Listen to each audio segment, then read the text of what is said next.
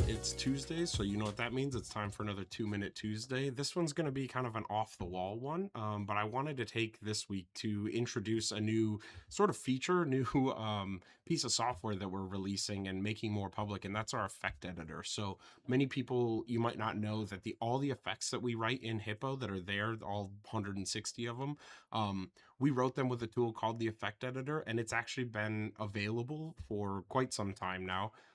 It's just been sort of hidden somewhere in the software that you wouldn't find unless you went looking for it, sort of thing. But we've taken with 4.9 the opportunity to overhaul the effect editor and kind of bring it to a more public light, so to show it off, to let you guys play with it and just experiment really and see what kind of cool stuff you can come up with. So if I get into it here, this is the effect editor. On the left, we have what we call the resource tab. So this works with things like HLSL pixel shaders. And then in the center here, we have our main initialization script. So these are written in C#, and you can kind of see what they do. I don't want to get too far into the weeds in this video with it. I just want to introduce the concept.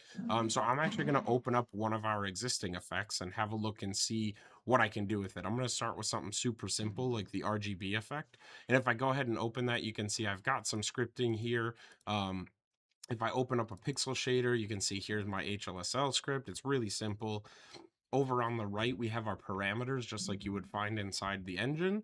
And if I hit play down here, you can see there's also a nice little image preview. So if I modify any of these parameters, you can see the effect working in real time, which is super handy to be able to code and see what's happening rather than coding, saving it, putting it into the engine and testing there.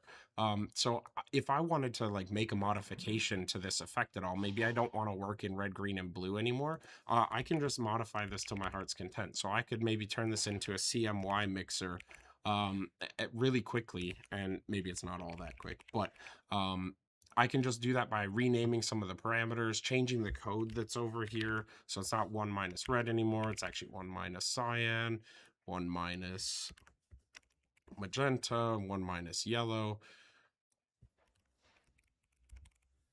And if I go ahead and run the effect now, you can see that something completely different has happened. And when I change all these parameters, if I run cyan, you can see that I'm actually mixing to cyan or magenta or yellow. And this now works more like a light, like if you're color mixing in a dichroic filter or something like that. So maybe this is helpful for you.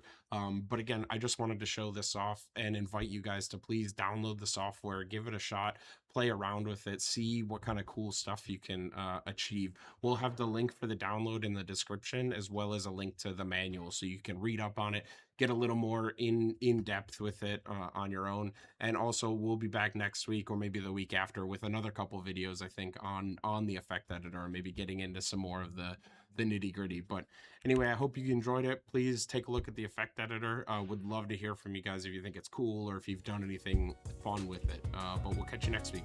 Bye.